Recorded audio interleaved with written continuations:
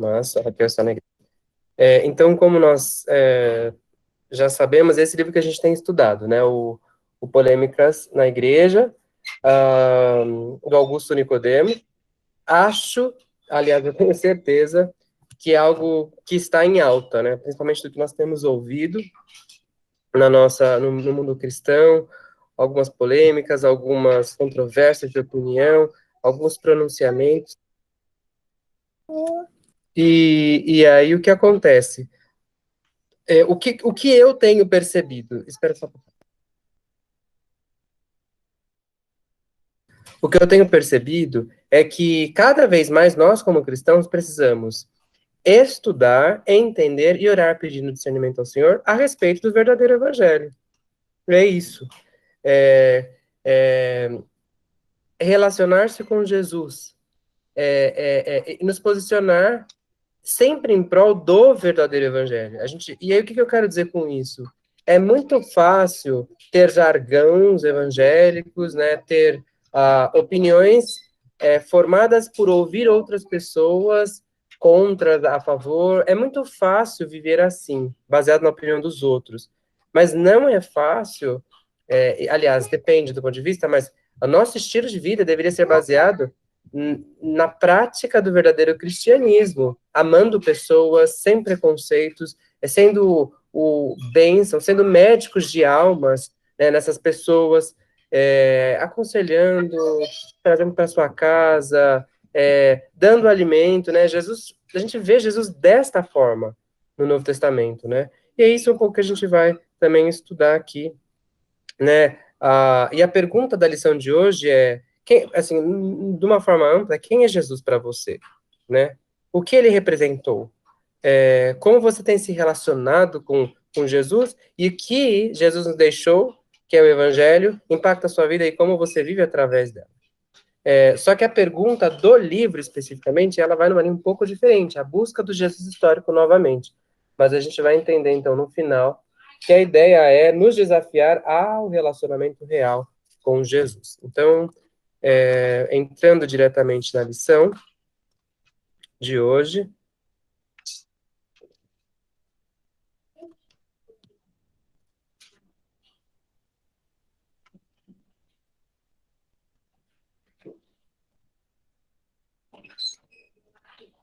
né, em busca do Jesus histórico novamente, é o capítulo 6.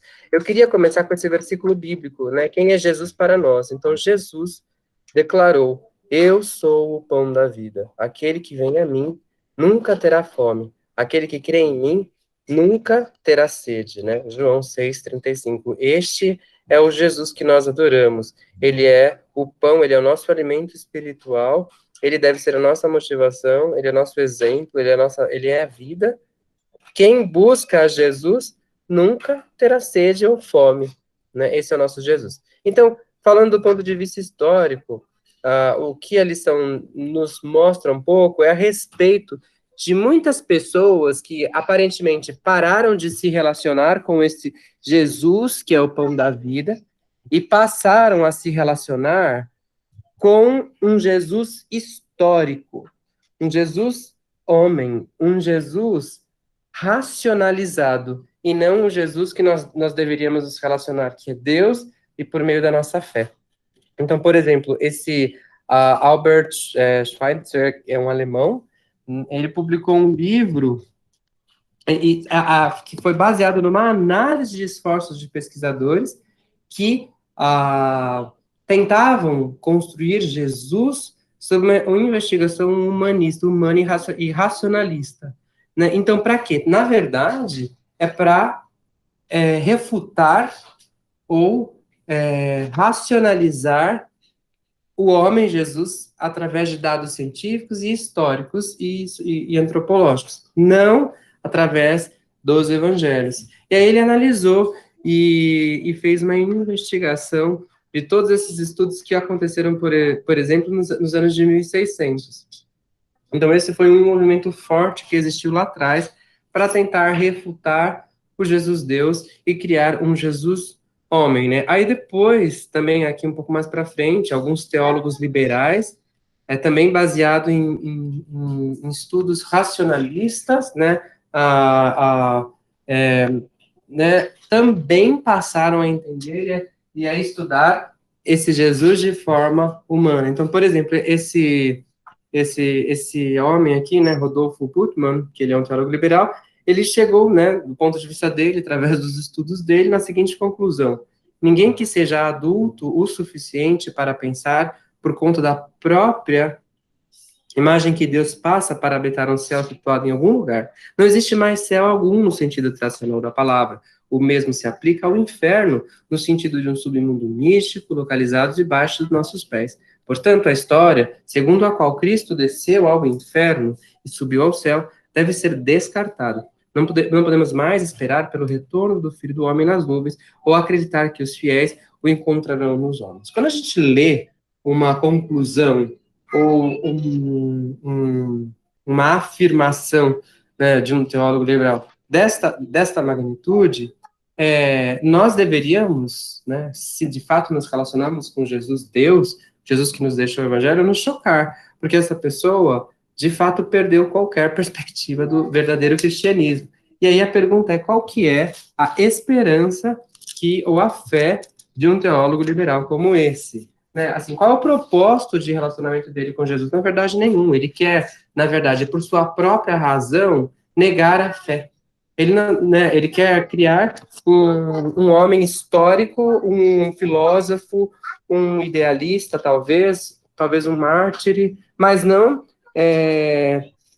trazer qualquer sentido a respeito do verdadeiro Deus e do verdadeiro evangelho, e da verdadeira, na verdade, morte do próprio eu, né? Porque o evangelho, a premissa básica é morrer para si, né? Morrer para si.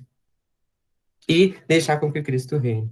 Então, hoje em dia, também, né, alguns estudos seguem nessa linha.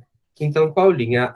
A linha de que pessoas continuam buscando um Jesus histórico baseado no racionalismo, na ciência, na história, na filosofia, no liberalismo. Então, por exemplo, em 1985, também foi fundado um seminário, e é chamado Seminário de Jesus.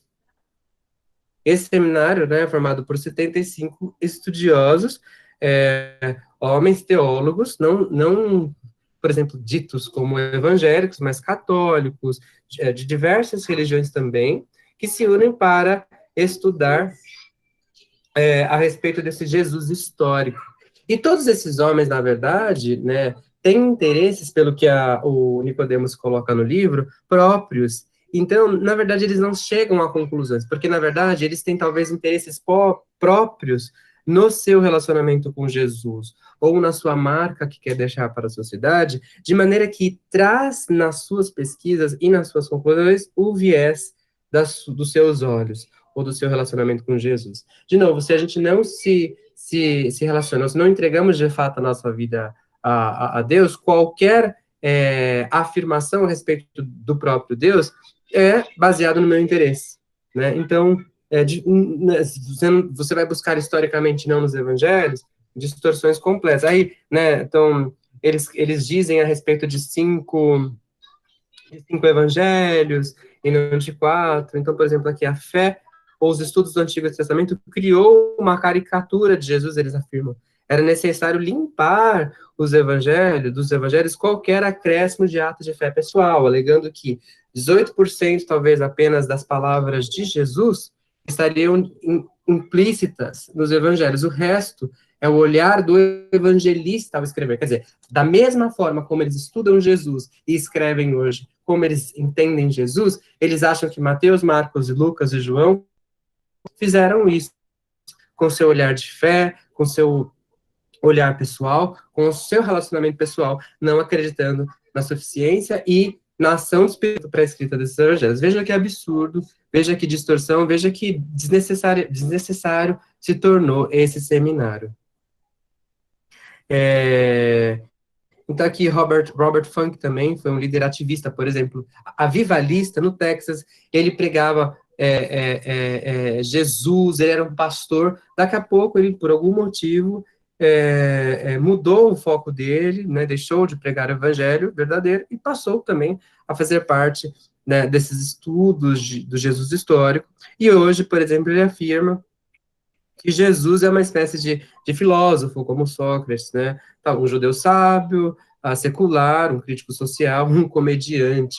Veja que interessante. Então, um outro destes estudiosos diz que Max Borg, por exemplo, entendia Jesus como um crítico cultural radical, transformado pelos discípulos após a ressurreição em uma pessoa espírito mística. Então, os discípulos ouviram ou perceberam alguma coisa diferente do que as outras pessoas e transformaram a imagem de Jesus como um ser místico. Então, toda uma tendência equivocada dos discípulos que nos influencia o mundo até hoje. São as palavras desse Marcos Borg. Então, aqui algumas críticas a respeito destes estudos que tentam criar um Jesus que não é o Jesus homem-deus. Então, primeiro, os pressupostos deles são baseados no racionalismo. Então, a razão é usada como crítico máximo para determinar a historicidade dos relatos do Evangelho. Seria como abordar a Bíblia como se ela fosse uma obra com elementos mitológicos e lendas. Então, vamos analisar a Ilíada, vamos analisar a Odisseia. Então, assim eles analisam a Bíblia, né, como uma obra, né, como um composto, e não como a palavra de Deus, e baseado, né, no racionalismo. Outra crítica a esse projeto é que a natureza das ferramentas é especulativa.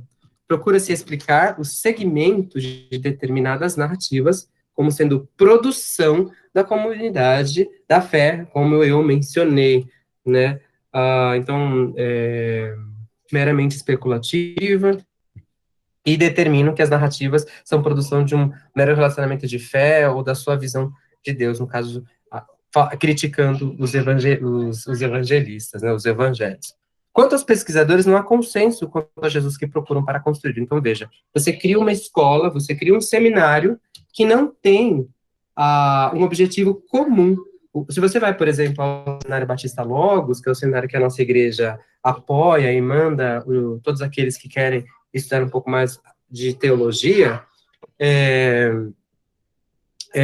ali há um consenso. Então, a inerrância das escrituras, a forma bíblico-literal de que nós acreditamos que a palavra de Deus foi escrita. A gente também coloca que não existem alegorias, né? Isso que quer dizer, por exemplo, os presbiterianos acreditam que muitas passagens bíblicas são alegóricas, e nós não, né? Que é esse processo bíblico literal. Então, existe um consenso no Seminário Batista Logos comum. Este seminário, que estuda Jesus, não tem esse consenso comum. Então, logo, qual é o objetivo? Né? A pergunta seria essa: qual é o objetivo deste seminário? É justamente essa que estamos comentando. Na verdade, é responder dúvidas próprias de pessoas racionais que não querem se relacionar com o Jesus de fé, mas o Jesus dos seus próprios desejos, refutando aquilo que é espiritual e sim meramente racional. Então, a nossa fé não depende de resultados de pesquisas históricas, esse é um pressuposto nosso, dos evangélicos que se relacionam com Jesus. Ela depende da realidade, então a nossa fé não depende do resultado de pesquisas históricas, ela depende da realidade histórica dos fatos acerca de Jesus. E os escritores do Novo Testamento estavam plenamente conscientes do caráter histórico da fé que eles descreviam. Eles não escreviam um relacionamento, um diário de bordo. Né? Quem é da minha época aí, que assistia a cultura, né? Lucas Silva e Silva, minha imaginação começa a escrever o que eu penso, o que eu acho, e meus sonhos, não. Né? Então, eles estavam plenamente convictos de que a ação do Espírito Santo estava sobre eles e que eles escreviam a palavra de Deus para toda a humanidade até a volta de Cristo. Né? E a gente vê, por exemplo, em Hebreus que é impossível agradar a Deus sem fé, é impossível relacionar-se com Deus sem fé. Então, agora, mudando totalmente a ótica do que traz esse Jesus histórico, quem os evangélicos dizem que Jesus é? Então, por exemplo, Mateus 1,6 diz, né, lá, e Jessé gerou o rei Davi. Davi gerou Salomão, cuja mãe tinha sido mulher de Urias. Então, Davi, Salomão, reis de Israel. Então, Mateus, lá no primeiro capítulo, evidencia que Jesus é rei. E ele é o rei dos judeus por sua genealogia. Então, os propósitos, aliás, o Mateus escreveu com essa tendência trazendo elementos para mostrar que Jesus era o Messias profetizado no Antigo Testamento, o rei dos judeus, de descendência real. De descendência real.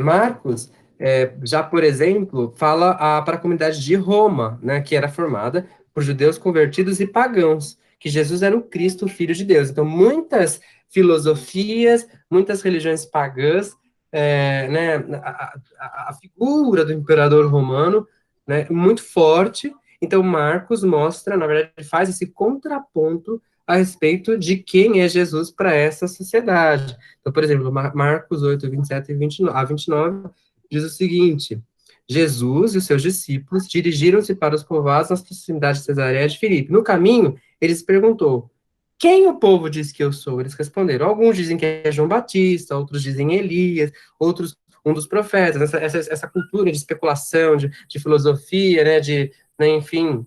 E vocês, né? Perguntou Jesus: quem vocês dizem que eu sou? Aí Pedro respondeu: tu és o Cristo, o Filho do Deus vivo.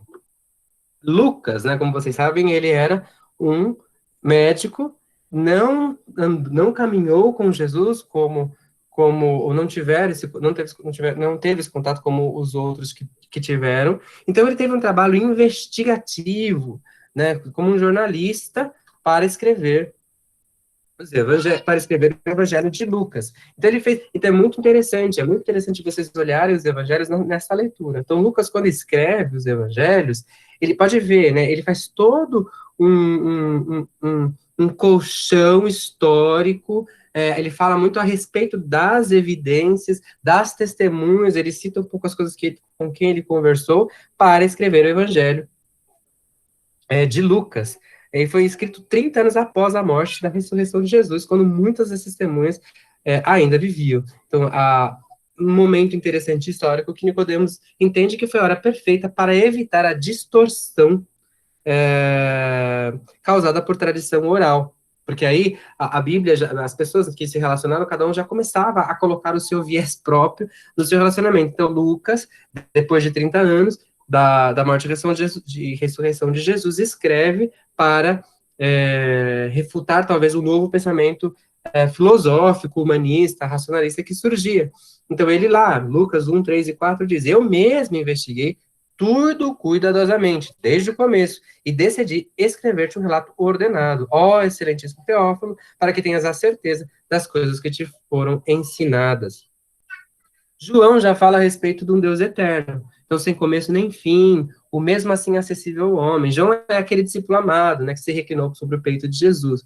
Então, e Lucas, o médico, escrevendo, então aí um contraponto de um contra o outro. Então, alguns exemplos do versículo de João, que fala a respeito deste Deus, né? João 1, no princípio era aquele que é a palavra, né? O verbo, ação, né? A palavra. Ele estava com Deus e era Deus. Então, João 1,14, aquele que é a palavra, tornou-se carne e viveu entre nós. Vimos a sua glória, a glória como um unigênito vindo de Pai, cheio de graça e de verdade. Então, aqui temos nos 4 evangelhos, que são inspirados por Deus através do Espírito Santo, o olhar que eles escreveram, mas como a Bíblia é fantástica, como eles se conversam, como eles são a respeito do próprio, da mesma pessoa, mas com, vamos dizer assim, um propósito pouquinho diferente, ou dizer, um público um pouco diferente, que eles escreveram, já é totalmente em contraponto com que o seminário de Jesus, fundado em 1985, ou os outros estudos mais antigos de 1600, de 1900, que queriam entender Jesus não como Deus. Aí fica a pergunta: quem é Jesus para você? Né? Nós vivemos nele, com ele, ou vivemos para nós? E como lidamos com essa controvérsia? Qual controvérsia? De novo, eu insisto, cada vez mais viveremos em uma sociedade em que trará argumentos até bonitos, né, a respeito de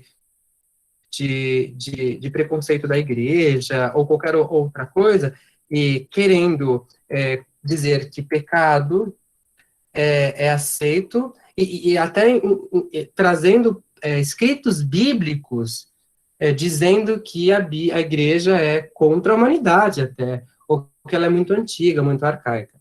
E se nós não nos relacionarmos com Jesus, né, por exemplo, você tem um amigo, né, aquele que de forma bem pobre, um amigo, você o conhece, né, você caminha com ele, você sabe das fraquezas dele, Jesus é perfeito, mas falando do seu amigo, você sabe das fraquezas dele. Se alguém vem e fala alguma coisa, você terá argumentos para falar, não, veja, essa pessoa, assim, assim, assado, eu conheço o caminho com ela, não é bem assim da forma que você está falando. Agora, imagine o próprio Jesus, que é a nossa fonte de salvação, é aquele com quem nós temos a nossa plena satisfação. Se nós não nos relacionarmos com ele desta forma, então, os argumentos humanos, humanistas, ou cada vez mais como a sociedade tem chegado, talvez vão nos influenciar, e talvez agiremos como as pessoas que estavam 30 anos após a ressurreição de Jesus, criando suas próprias filosofias, e Lucas teve que escrever.